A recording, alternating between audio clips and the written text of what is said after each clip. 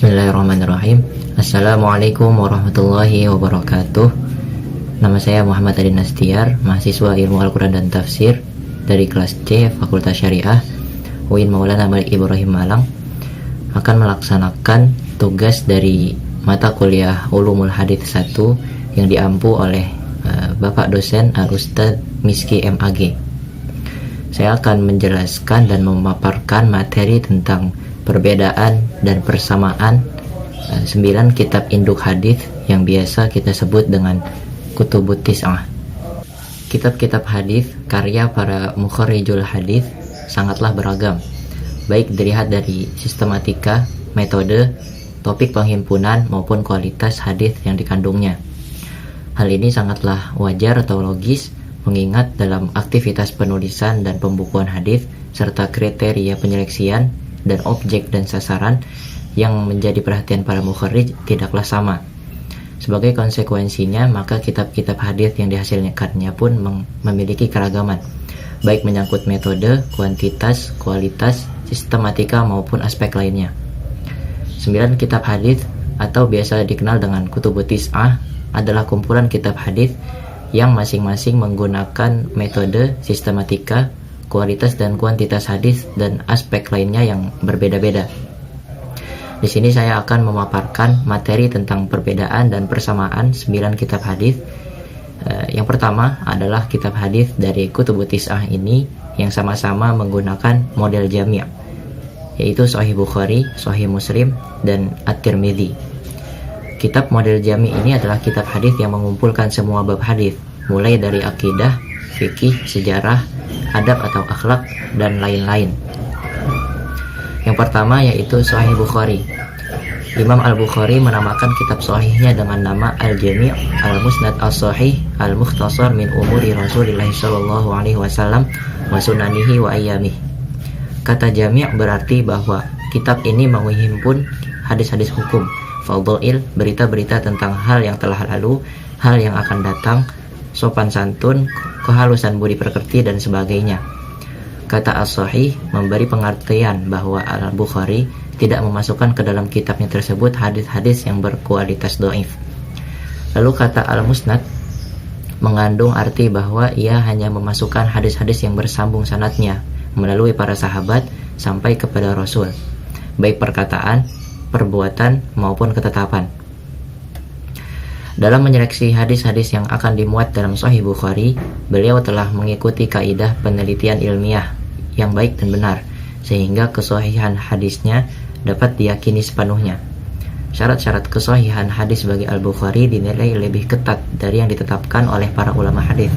Menurut Imam Al-Bukhari, sanad disebut bersambung apabila antara murid dan guru atau antara seorang perawi dengan perawi lainnya benar-benar pernah bertemu walau hanya satu kali pertemuan. Hal ini dikenal dengan istilah syartul khosos lil Bukhari. Yang kedua, Sahih Muslim. Perbedaan Imam Muslim dengan Al-Bukhari terletak pada persyaratan berupa adanya liqa atau pertemuan langsung antara seorang perawi dengan perawi lainnya. Imam Muslim menetapkan cukup hanya dengan muasyarah atau kesemasaan hidup saja, meskipun tidak sempat bertemu dengan gurunya. Dengan demikian, kriteria hadis sahih bagi Imam Al-Bukhari dinilai lebih ketat dibandingkan dengan Imam Muslim. Perbedaan selanjutnya adalah Imam Al-Bukhari hanya menerima hadis dari peringkat pertama dan sedikit perawi pada peringkat kedua, dan tidak menerima dari perawi pada peringkat ketiga. Sedangkan Imam Muslim selain mengutamakan perawi pada peringkat pertama dan kedua, dia masih mau menerima hadis dari perawi peringkat ketiga, tapi tentunya dalam jumlah dan masalah tertentu, yaitu hadis-hadis mutaba'at dan syawahid. Kemudian cara penyusunan hadis Imam Muslim dinilai lebih sistematis, yaitu mengumpulkan hadis yang sama matannya sehingga tidak terjadi pengulangan. Lalu kitab yang ketiga, Jami' At-Tirmidzi. Karakteristik dan kekhususan yang dimiliki kitab Al-Jami' At-Tirmidzi diantaranya adalah yang pertama, sesuai dengan namanya kitab Jami', yang isinya tidak hanya berhubungan dengan hadis-hadis yang tentang hukum atau fikih, tetapi juga termasuk yang berhubungan dengan akhlak, iman, dan lain sebagainya. Lalu yang kedua, banyak mencantumkan pendapat para faqih, qadhi, dan para ulama, serta banyak menghimpun hadis-hadis yang ma'mul di kalangan ahli fikih. Yang ketiga, adanya penjelasan dan penyebutan laqab dan kunyah para perawinya. Yang keempat, memakai istilah-istilah hadis yang tidak dipergunakan oleh ulama sebelumnya, seperti hasan sahih, hasan gharib, dan lain sebagainya. Yang kelima, adanya penyederhanaan dalam penyebutan jalur sanad hadis. Selanjutnya yang kedua, yaitu kitab-kitab hadis dari kutubut tis'ah yang menggunakan model sunan, di antaranya Sunan Abu Dawud, Sunan Ibnu Majah, Sunan An-Nasa'i, dan Sunan Ad-Darimi. Kitab model sunan ini adalah kitab hadis yang sesuai dengan bab-bab hukum fikih dan hanya hadis-hadis marfu' saja yang ditulis.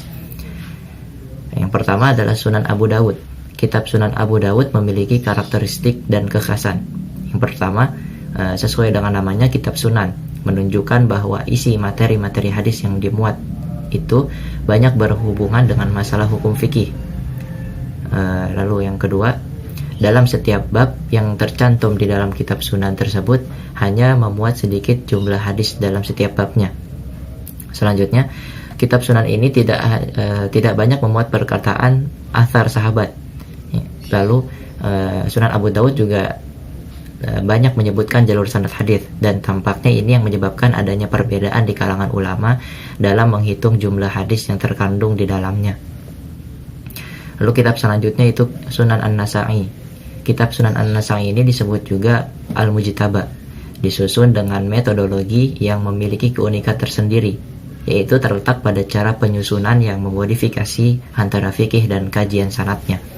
Artinya bahwa di dalam kitab ini An-Nasa'i mencoba membukukan isnad-isnad hadis yang berbeda, yang di dalamnya masih banyak terdapat kesalahan yang dilakukan perawinya. Kemudian untuk memberikan gambaran yang jelas kepada para pembaca, An-Nasa'i menerangkan isnad yang benar. Jadi meskipun dia juga memasukkan hadis-hadis yang lemah kualitasnya, namun dia tidak pernah merupakan untuk menunjukkan kecacatan hadis lemah tersebut. Kitab berikutnya itu Sunan Ibnu Majah. Jadi kitab ini ciri khasnya adalah di dalam Sunan Ibnu Majah ini banyak memuat zawaid yang tidak termuat di dalam kitab-kitab lainnya. Meskipun ada beberapa ulama yang menilai bahwa ternyata mayoritas zawaid yang dimaksud berkualitas dhaif. Dengan demikian, nampaknya para ulama tersebut masih berpandangan bahwa kendati pun berkualitas dhaif, masih ada kemungkinan berasal dari Nabi. Oleh karena itu, mereka mayoritas ahli hadis tetap berpegang pada prinsip tersebut.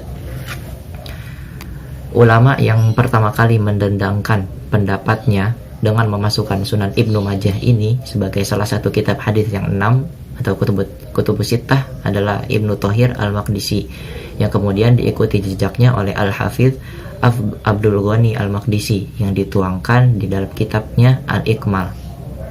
Kitab selanjutnya Sunan, yaitu Sunan Ad-Darimi. Karya Ad-Darimi ini di kalangan muhadditsin seringkali disebut sebagai kitab musnad, namun lebih populer dengan penyebutan Sunan. Bahkan Imam As-Suyuti menyebutkan penyebutan Sunan lebih tepat dikarenakan kitab tersebut tersusun dalam bentuk bab, bukan berdasarkan pada nama-nama sahabat sebagaimana umumnya kitab-kitab musnad. Penamaan karya Ad-Darimi sebagai musnad bisa saja musnad dalam artian bahasa, bukan dalam artian terminologi muhadits, sehingga ia disebut sebagai kitab al-musnad karena di dalamnya dihimpun hadis-hadis dengan rentetan sanad secara lengkap. Namun yang menjadi kekurangan dari kitab ini adalah tidak disebutkannya secara terang mengenai persyaratan yang ditetapkan oleh Imam Ad-Darimi dalam menyaring hadis-hadis Nabi yang kemudian dimasukkannya ke dalam karya agungnya ini. Ini pula lah yang menyebabkan mayoritas ulama tidak memasukkan Sunan Ad-Darimi ke dalam jajaran kutubus sittah atau kitab hadis yang 6. Lalu yang ketiga, dari kitab kutubut tis'ah ada yang menggunakan model musnad, hanya satu, yaitu Musnad Ahmad bin Hambal. Model musnad adalah model input hadis yang melibatkan hadisnya sesuai dengan perawi dari sahabi. Artinya hadisnya dikumpulkan berdasarkan sahabat yang meriwayatkan hadis tersebut.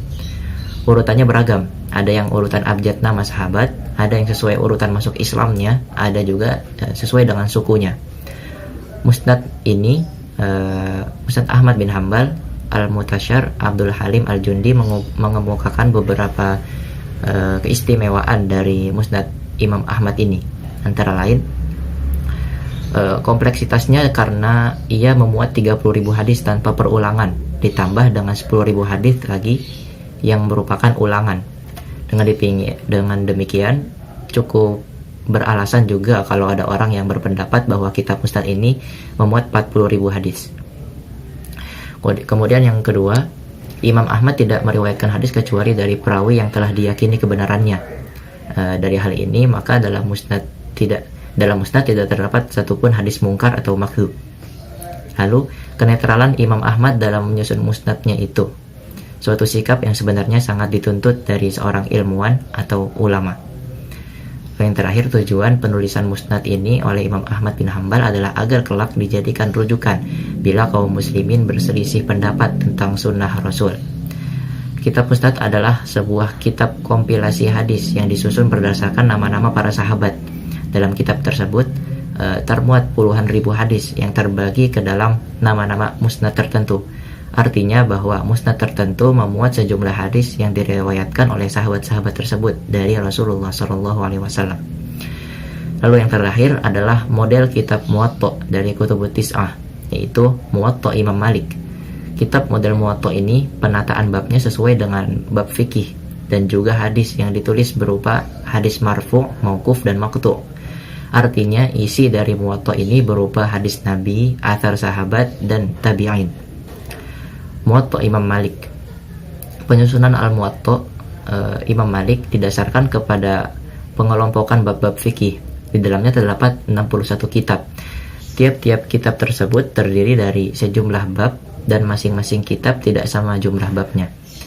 Bahasan pertama adalah kitab Wuqut As-Salat, terdiri dari 8 bab dan memuat 31 hadis. Sedangkan bahasan terakhir adalah kitab Asma'un Nabi, Asma al-Nabi Sallallahu Alaihi Wasallam, terdiri dari 1 bab dan hanya memuat 1 hadis. Kitab Muwatta Imam Malik merupakan himpunan hadis, fatwa sahabat, dan perkataan tabi'in. Karena itu, kitab ini dipandang juga sebagai kitab hadis sekaligus kitab fikih. Kelebihan Al-Muwatta terletak pada susunan tempat tematiknya, sehingga menjadi model bagi himpunan hadis sesudahnya seperti Sahih Bukhari dan Muslim. Adapun di antara kelemahannya Al-Muwatta adalah terbatasnya secara kuantitas hadis-hadis yang terhimpun di dalamnya jika dibandingkan dengan kebutuhan umat akan petunjuk hidup beragama, sehingga kehadiran Kutubut Tis'ah yang lainnya menjadi penting untuk menjadi pelengkap yang memenuhi referensi keberagaman umat Islam. Demikianlah pemaparan materi yang bisa saya sampaikan seputar tentang perbedaan dan persamaan 9 kitab hadis atau yang biasa dikenal dengan Kutubut Tis'ah, terdiri dari berbagai model, yaitu Jami' yang di dalamnya terdapat kitab Sahih Bukhari, Sahih Muslim, dan Jami' At-Tirmidzi, Sunan yang di dalamnya terdapat kitab Sunan Abu Daud, Sunan An-Nasa'i, Sunan Ibnu Majah, dan Sunan Ad-Darimi, kemudian Musnad, kitab Musnad Ahmad bin Hambal, dan Muwatta, yaitu Muwatta Imam Malik. Semoga dengan ini ada manfaat yang bisa diambil. Mohon maaf atas segala kesalahan dan kekurangan, baik yang disengaja maupun yang tidak disengaja. Kurang lebihnya mohon maaf. Wallahul muwaffiq ila aqwamit thoriq.